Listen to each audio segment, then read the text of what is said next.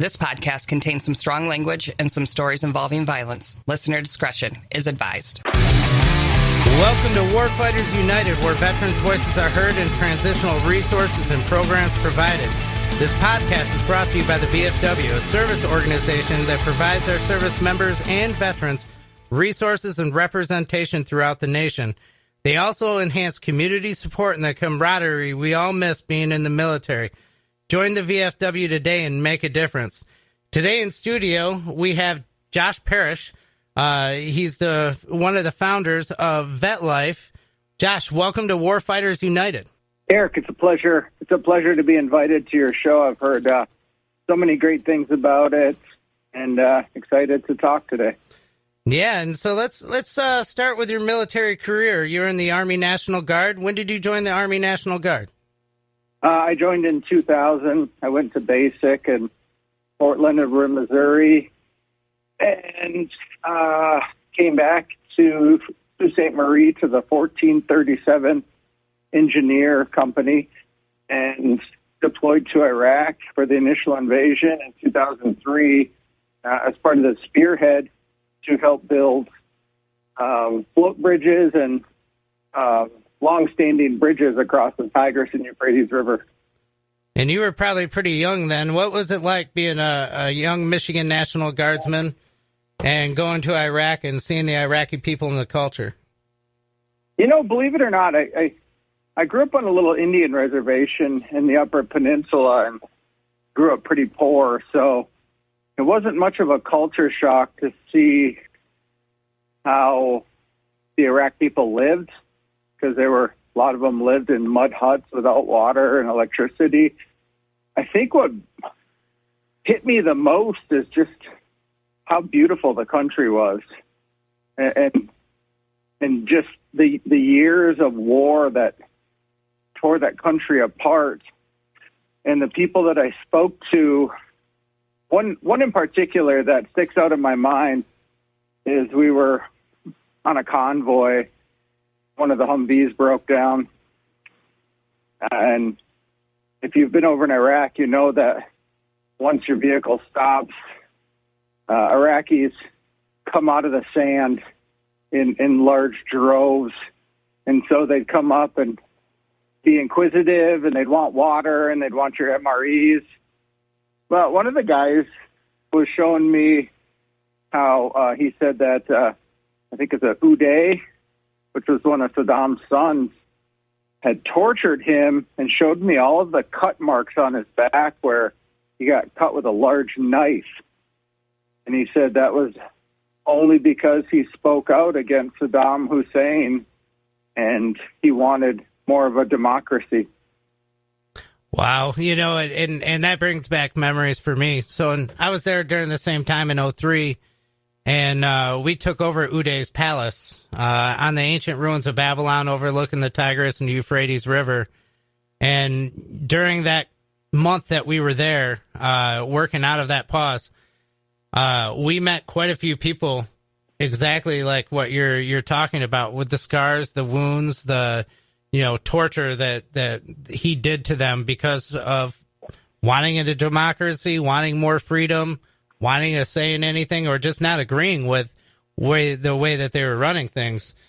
And so you see that, and it kind of puts things in perspective. It does. You know, it made me realize just how good I have it being in the country that I grew up in. And I'll be just brutally honest with you. You know, there's something about serving in combat where you come home and nothing's the same. I don't know what it is. It's still like that to this day. My outlook on life is different. And the people that I grew up with, I didn't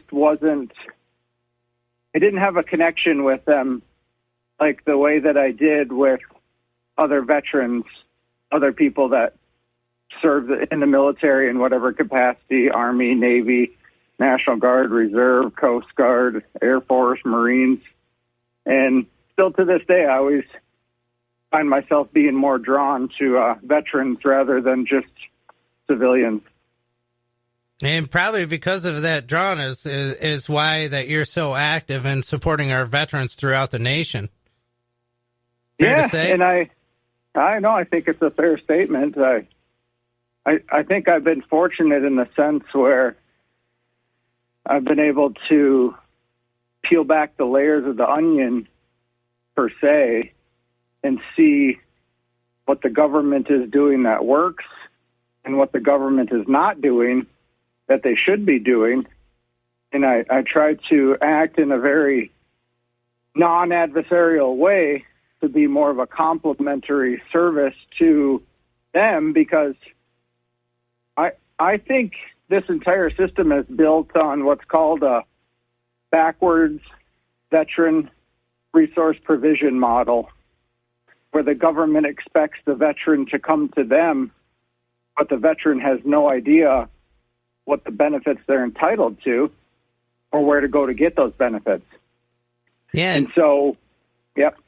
And, you know, when you say that about the benefits and everything, and, you know, I'd like to learn a little bit more about your background.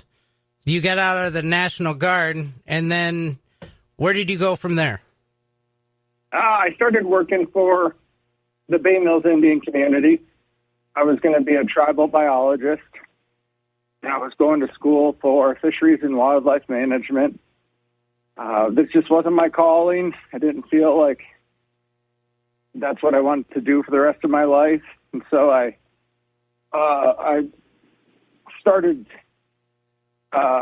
taking the physical fitness requirements to join the Bay Mills Police Department, and realized real quickly that the divorce rate was about as high in the military community as it was in law enforcement. And I had 2 young kids at that time, and I didn't really want them growing up with an absent father like how I grew up. My dad was pretty physically abusive to me and my mother growing up, and I'm the oldest of 6. And I had to act as a father to my brothers and sisters at a pretty young age, which makes you grow up pretty quickly. And so I think what I liked most about the military is that it was the family that I never really had. So I get out, I start working for the tribe, realized that wasn't the right path for me. Law enforcement wasn't the right path for me. And so in 2010, my wife and I moved from the Upper Peninsula down to the Lower Peninsula, southeastern Michigan, and I started working for a county Department of Veterans Affairs, a CDVA. Mm-hmm. And so I was going to school at night for legal studies and working full-time during the day, and get a large amount of veterans coming in. So Livingston County, where I worked, had about 10 to 11,000 veterans, but we were only seeing about 6% of that population annually. Wow. And I realized that we expected them to come to us. We just sat there and waited. We didn't do any outreach. We didn't even have a Facebook.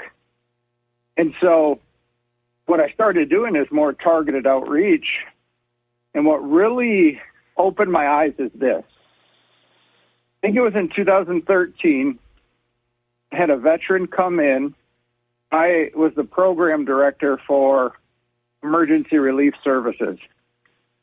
The veteran came in, needed help with a food voucher, maybe a gas card or something. Well, come to find out that veteran had just got out of jail. So I called over to the sheriff's department, and I said, on your intake form, do you have a designation for a check mark for a box that says, have you ever served in the military? And they said that they didn't. So we added that check mark, and we realized that like 30% of the jail were prior military. Oh, wow. And it was pretty nuts. So that kind of spiraled into the more of a targeted outreach program that I had developed working with the Ann Arbor VA, with the local resources, the United Ways. And then a job came open from the Michigan Veterans Affairs Agency. They reached out to me physically, and they said, hey, we created this new program called the Regional Coordinator Program. You would be responsible for coordinating benefits for 63,000 veterans in a 6-county region. They had me fill out this question. It was like, a Vietnam veteran comes into your office, he's homeless, he's never enrolled in health care. What do you do? And apparently I answered that question pretty effectively, because I got a call back the very next day. And they said, how do you know how to do all of this stuff? And I said, these are the same veterans that are coming into our offices asking for these same exact things, and they're not getting it at the county or the state or the federal level. So I got a job at the state of Michigan and became Mike Wilson, and I actually became one of the most highly producing regions collectively out of the 10 regions, because we approached the direct targeted outreach model where we went to where the veterans were rather than waiting for them to come to us. Well, and you know, while you're on Livingston County and you know, being with the MVAA, you created to help you created to help them make a CBOC there, correct? I did.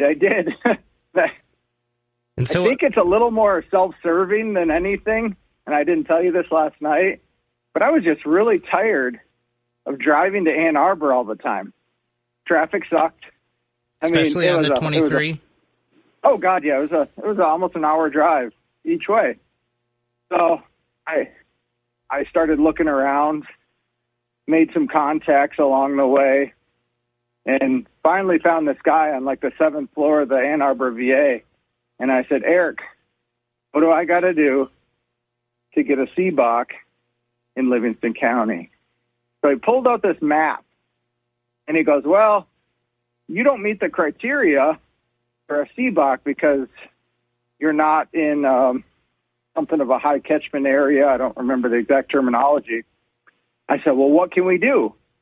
He said, well, if you can start it off as a micro CBOC, where a micro CBOC is where they take an already existing structure and they just put an office in there, as opposed to an actual build out that the VA does. Okay. Took about 3 years, but finally got it, I think, in like 2020 or 2021.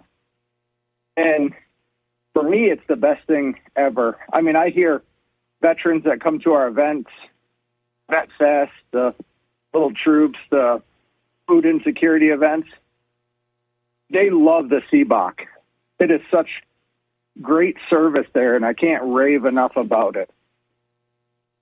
Yeah, and so when you worked at the Michigan Veterans Affairs Agency for 6 years, what was some of the things that you started identifying to want to move into what you're doing now? Well, I mean, and that's a great question. So one thing that I realized very quickly is that just throwing money at programs didn't make them any better. There was a buddy-to-buddy mentor program out of University of Michigan. It was a horrible program. All they did was drive around to National Guard armories, but they were not effective. They weren't trained effectively, but they were just throwing money at it. So I had said, let's expand this regional coordinator program. I couldn't get that done. So I started working with the House legislature. And what I found is that all of these 83 county Department of Veterans Affairs offices needed additional funding. So worked with the Speaker of the House to create something called the County Veteran Service Fund, which appropriates somewhere between, I don't know, it's like $3 to $4 to $5 million annually to help these counties provide direct, targeted outreach to veterans and their families. Realized that that was the best first step. And then I realized that a good majority of Michigan's military records were still in paper form. Some were still in microfiche. And apparently there's only 2 companies in the country that still service microfiche machines. So I went to the legislature and I said, we need an appropriation. So we were able to get a $2.5 million appropriation to digitize records. And I realized that me trying to make the system more efficient from the inside out was never going to work. The MVAA had went through 4 directors in 8 years. Leadership had changed hands. The attrition rate is very high. And so every time you start to make some forward progress, something happens, and then you take 2 steps back, and then you have to start all over again. So I was working full-time during the day. I was going to law school at night. Graduated law school, and I said to myself, my wife and I were sitting around one day, and she said, well, how much do you want to use your law degree? And I said, I just wanted it to have the knowledge. I don't, care if I make a career out of this. So we sat down in 2018 and created Vetlife. And one of our flagship events. It's become the country's largest free outreach event. My wife received the Governor Service Award for National Excellence. We received the 2025 Veteran-Owned Small Business Award, an event called VetFest. Get 3,000 to 4,000 people at the event, and that was pretty much what put us on the map. Yeah, and so Vetlife, it's a veteran nonprofit. And tell me a little bit about Vetlife. You started thinking about creating it, you created it, and what all does it do for veterans? So here's the thing, and this isn't just specific to Michigan. In 2019, less than 18% of Michigan veterans had ever accessed a military benefit. The state of Michigan, each of the 83 counties, the municipalities, the townships, the villages, they miss out on hundreds of millions of dollars annually by not just doing the most simple thing of helping veterans get connected to their benefits. In Michigan alone, for every 1,712 veterans, there's only one accredited VSO. That leads me to believe that we can't focus on the resource providers. We have to empower these veterans to be their own best advocates. And that's what Vetlife does. We educate them. We bring back that sense of purpose, that sense of identity that most of these veterans and their families lose after they leave the military. And we bring that back down to the localized level, and it just naturally reduces the veteran suicide rate because veterans feel lost and helpless. They ask for help. They don't get it. And then it turns into a downward spiral of negative coping mechanisms. And then suicide starts to look like an option. When it shouldn't be. When you talk about the veteran suicide, and it's funny you bring that up. Just about 3-4 weeks ago, I had Derek Blumke on the Warfighters United podcast. And, I was kind of, over the years, it's always been 22 a day. And until just recently, they started saying it was 17. And when I had mentioned that to Derek said, well, I don't believe that that's correct. He said, well, over the last year or two, they've taken some numbers out of those statistics. And he said, I still believe the number's 22 a day, if not more. But they had taken some of the active duty statistics and the reserve statistics out of that number, and it gave the perception that it had lowered. Do you believe that that's true, or is that just something I heard? I believe that the number is closer to about 37 to 40 a day. And I'll tell you why. There's two main data points that the government uses. One is the death certificates. And a lot of these veterans, if it's not reported as a suicide, or if that person on their death certificate isn't designated as being prior military, from what I see, a lot of these death certificates miss the fact that that person, that man, that woman that took their life served in the military. So I think, respectively, that the number is double that. And the government spends $2 billion a year to combat veteran suicide, and they haven't even come close to reducing that. So that leads me to believe that the current system in place is failing our veterans.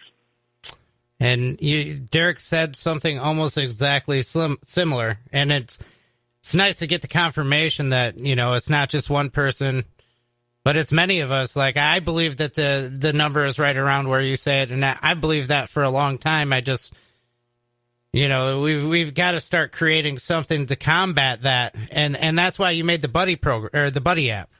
Tell me a little bit about the buddy app. So when I got back from Iraq, I went through the TAP program in Fort Campbell, Kentucky. And anybody that's listening here knows that the TAP program, for me and for many others, was nothing more than death by PowerPoint. Yes. You get a bunch of information that you'd never ingest, a bunch of paperwork that ends up in the garbage. The problem is veterans need time to decompress after they leave the military. And by the time they've decompressed and are ready to start looking for those benefits, everything that they should have learned in the TAP program doesn't apply to them because they never ingested anything. So this Battle Buddy app is with you, or it should be with you, from the time you sign that dotted line to serve the military. It should be there for you throughout the entire process. And when you get out of the military, you're already going to be educated on what benefits you're entitled to. So at a basic ideology of what this app does, it helps you apply for a VA home loan, obtain a certificate of eligibility, help getting a real estate agent, help getting a mortgage, helps get your education benefits, enroll in VA health care, apply for disability compensation, tells you what documents you need to gather, walks you through the entire process, and at the end, connects you to an accredited VSO to help make sure that all of your I's are dotted and your T's are crossed. We're building out a Talk to Sam feature, which is a mental health AI companion, because I believe a lot of veterans aren't necessarily suicidal. Sometimes they're just having a bad day. They need somebody to speak to. And who better to speak to than somebody that's not going to judge you, that's just going to be there for you in a non-adversarial, non-judgmental way. So think of every single benefit that not just the veteran, but the spouse, the dependent, is entitled to. That's in that app. neatly packaged. Hello, I'm Eric Calley from the Warfighters United podcast, and Modern Woodman Fraternal Financial is hosting the 4th annual Trucking for Troops Veteran Raffle to benefit local veterans. The raffle's grand prize will be a brand new 2026 Chevrolet Silverado Crew Cab 4x4. Raffle tickets are $100 each. The drawing will take place on November 10th at 2 p.m. All proceeds from the raffle tickets will go towards supporting veterans. All tickets can be purchased at Modern Woodman, Shaheen Chevrolet, or the VFW Post 2406 in Charlotte. And what I like about it is, as you were telling me the other day, what you're doing with the Buddy app is getting veterans to empower themselves to be their own advocates in a sense. In a nutshell, that's it. Right. And being their own advocate. So I'm a firm believer, when I got out, it took me a while to want to do anything military again. And on average, I believe it's around 5 to 7 years for them to want to go to a veteran service organization like the VFWs, American Legions, DAVs. Just going into those places, especially if they've served for a long period of time and they just want to be free from it for a while. And they don't realize how important it is because, like you said, the TAPS program and the SEPS and TAPS programs that we have as you're getting out don't really empower our veterans to realize what they need to do or what not. And I think you mentioned, having a guy that's 25 years, been out for 25 years, comes into your office and they say, I think I want to apply for some service-connected disabilities. That's what you're trying to prevent, correct? It's an upstream model. And that leads into why I think there's a federal program that just came out recently that was on the chopping block. It was a pilot program called Solid Start. And what Solid Start did, it called newly transitioning veterans 3 times in 1 calendar year. We know that 200,000 men and women leave the active duty military annually. Now, this isn't National Guard. This is just active duty military. And that Solid Start program would call them, but all they could tell these veterans was, here's your nearest VA hospital, and here's your nearest state agency. It never empowered the veteran to go down to where the localized resources are, because in my opinion, that's where the veteran should be going. State agencies should be nothing more than central coordinating agencies for boots on the ground resources. So I went to Congress and I said, we need to codify this, meaning fund it in perpetuity. And I worked with Congresswoman Alyssa Slotkin, and we were able to codify that. And most recently, I worked with Congressman Tom Barrett to insert legislative language into the federal government that would allow the Solid Start program to insert Battle Buddy into the process of when veterans leave the military. So instead of you get out of the military in Alaska and move back to Michigan, have no idea what in the hell Michigan offers you, this Battle Buddy app breaks it down state by state, county by county, localized resources, and gives you all of the educational tools you need to have to be your own best advocate. And so by using the Solid Start pilot program, so tell me about it. So a guy goes to the Buddy app, and, he fills out his information and everything. He starts getting, what the app tells him. Okay, you need to get this paperwork, this paperwork, this paperwork. Maybe some, if you need proof of being injured overseas, letters from the guys you served with and everything. And once you have all that, God bless the VA, but you have 365 days. And so you go to the VSO when you finally have all the information there, and, you sign a letter of intent.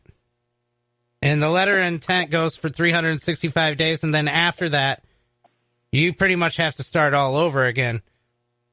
But the Buddy app does something a little bit different. they help set reminders, or, maybe you could tell us a little bit about that. Yeah, so we've incorporated in the text version. Excuse me. So what we've done is to do your intent to file, it takes about 3 minutes. That's what bogs down a lot of VSOs, because that's not the difficult part. The difficult part for the veteran is gathering all the documents.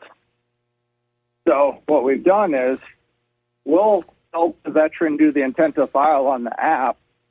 We give the veteran the list of documents. We call it a welcome home packet. Thanks them for their service, lets them know why we started Vetlife. And it gives them all the documents you mentioned, buddy statements, lay statements, spousal statements, all the other documents. And it tells you, all right, Eric, we saw that you've uploaded 6 of the 18 documents. You have 6 more months. If it gets down to like 45 days, we're almost automatically going to connect you through geofence to where your nearest accredited VSO is. That's going to make sure that you get all those documents that you need. And nobody else is doing that. We're actually in the process of beta testing, utilizing what's called agentive AI, where a veteran can scan all of their documents into the system, and it'll spit out on the back end what disabilities the veteran should apply for. Really? Yep. Wow. And so, back in my day when I first signed up, for disability benefits, I bring in my, military record. Of course, the military says make 3 or 4. So if you lose one, you'll have one. Put one in a safe, one for safekeeping, and then one to give a county service officer or a VFW service officer, a DAV officer, for them. And then I remember when I went and I said, okay, I served from this time to this time, and here's all my medical records.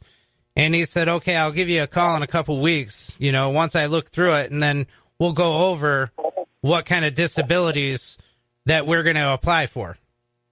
And so what you're saying is the Buddy app pretty much does all that for you, and then it spits it out at the back end, and then you can take that to a VSO, and it's cutting out half the time.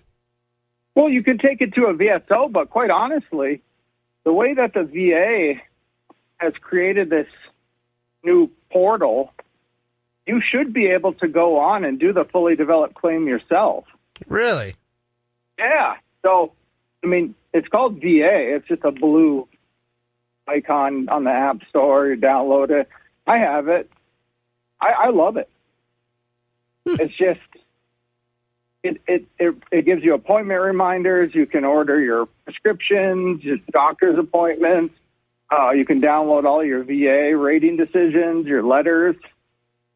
But that's incorporated into the app on the back end. And so that's what we can connect it to help these veterans apply for their own disability compensation. And so over this app, has it been out for a long time, or when did this app start showing up, or when did you first let this app hit the market for people to try? About 6 months ago. And so we just eclipsed over 100,000 downloads. 100,000 downloads. So there's 100,000 people that have downloaded the Buddy app. And what are you hearing about it so far? So people love it. They just want more. So we recently, in the last 2 months, added state-specific resources. We're adding legal assistance. We're ramping up more of the education benefit side. People wanted help with more mental health side because not a lot of these veterans don't want to go and speak to somebody, but they're really open to the idea of speaking to a chat AI-based agent. So very positive so far, but I just want to make it the best app that it can be So no veteran ever goes on the app and says, man, I wish I were to have this on the app. Okay. All right. So you're constantly, making some changes, making some improvements. And so you were mentioning that you want this to be a part of our active duty military from the day that they sign up on that dotted line till forever. What are the biggest hurdles in making that happen? None on my end, because it's a complimentary service. And so it doesn't cost anybody anything, of course. It cost a veteran absolutely $0.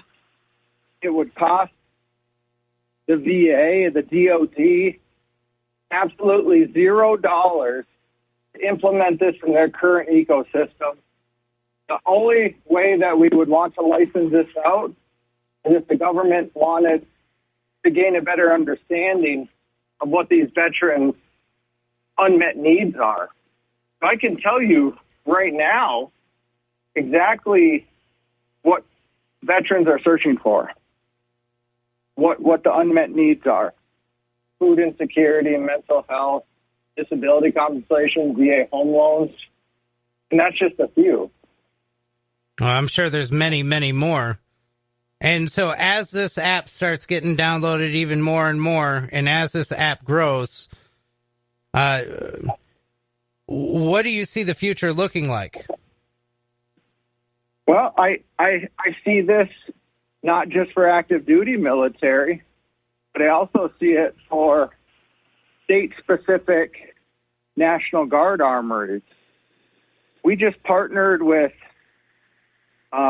enlisted National Guard of the United States. I think it's called Ingus.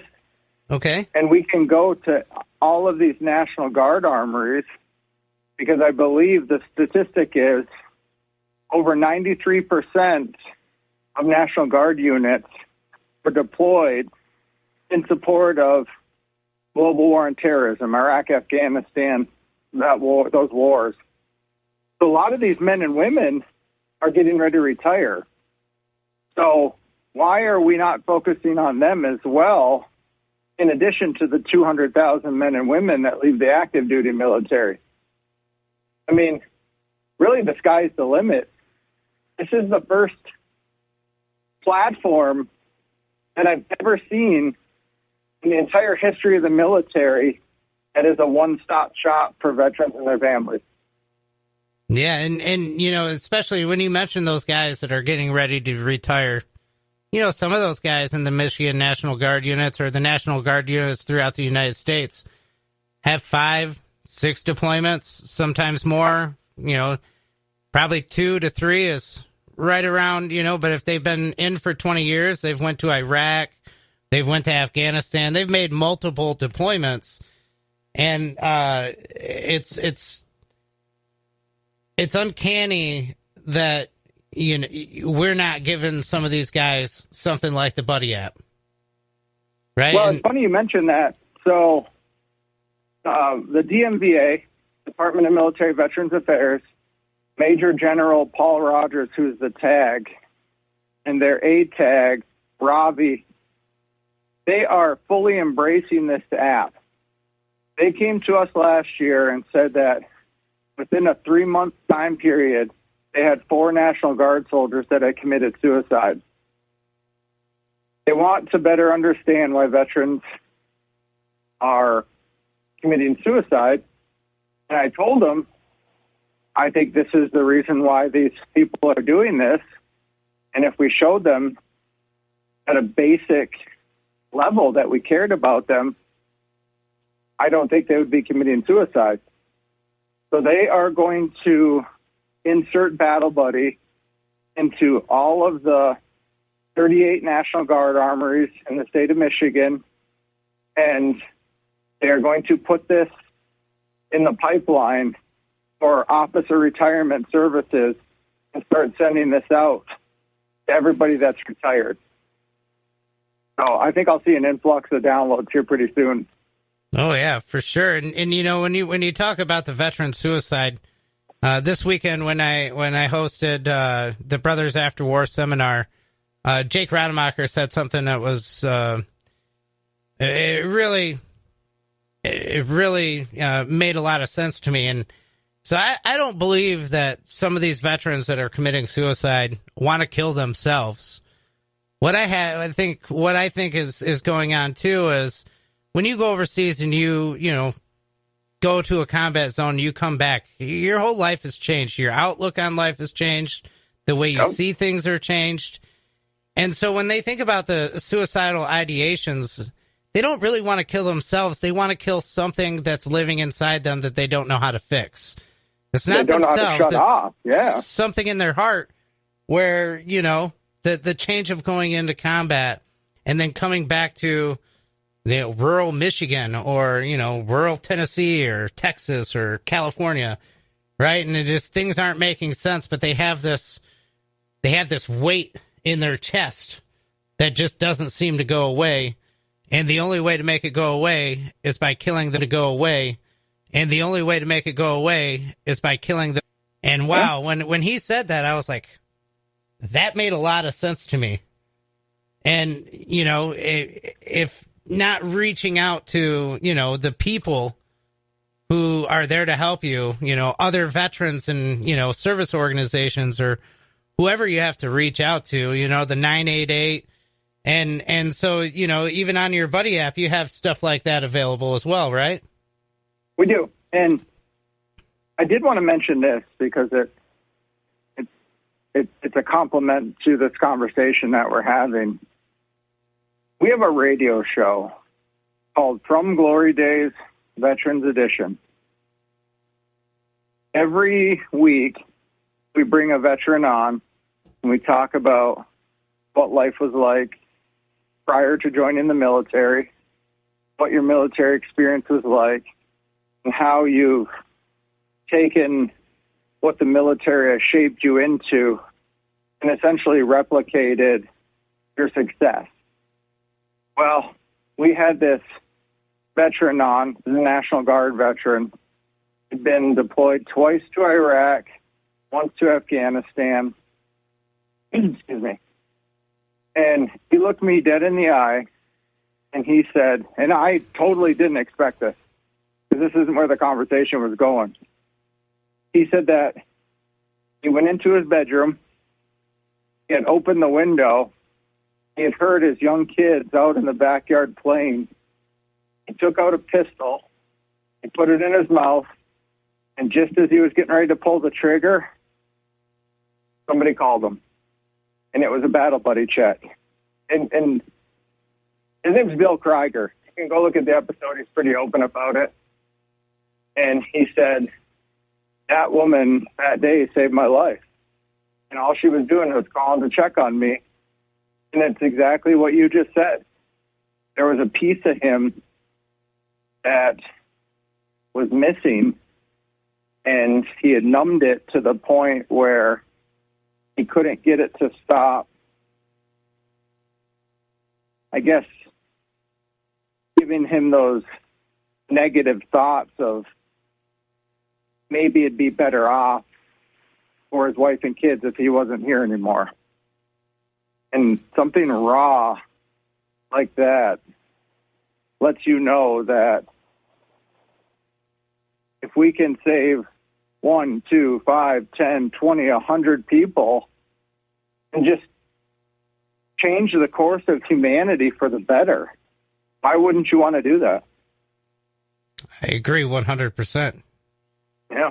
And, and I hope that the people who are hearing this for the first time are listening, and it doesn't have to be veterans either. There's a lot of people that listen to our podcast that aren't veterans. And, the everyday civilians have this same problem with depression, negative thinking. I always like to try to find a few things positive every day to focus on when I start getting those negative thoughts, because, as well as me and in the military, there's a lot of negativity. And you doing that for years on end, it doesn't just stop when you get out. But I think you're right. Learning to have some more positive thinking beliefs Or, if you know somebody's having a struggle, just making that buddy call or that buddy check, can do a lot. Or things like what you're doing. I mean, you have done so much help for so many people throughout the nation over the last 10 years. And I'm sure you're not going to stop here. So where do you go to find that buddy app? What is the website that people can look up to download this app and be a part of Vetlife? It's on the App Store. It's on the App Store. So it's on Google, Apple, all the app stores, or? Yep. So, if you're listening out there and you want to download this app, or you're getting ready to get out of the military, or you're in the Army National Guard, go to those app stores and get that. And if not, what is the website for Vetlife? Is it vetlife.org or?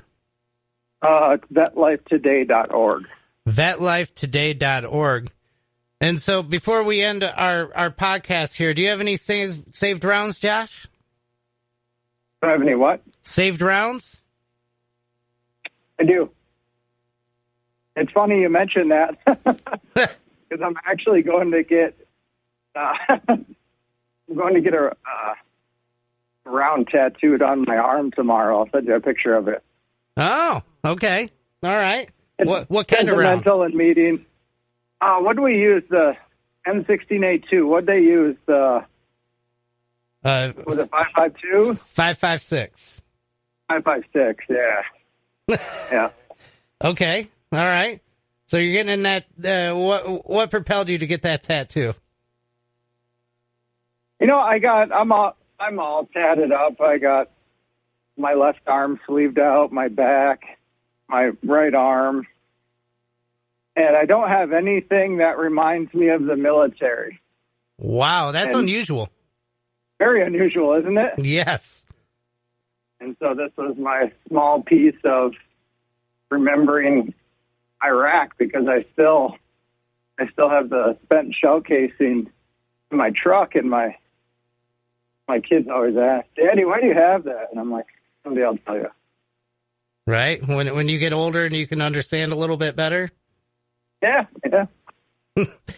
Well, Josh, it's been great to have you on Warfighters United. And, I definitely want to work with you in the future. And if there's anything that Warfighters can do to help out, I'm on board.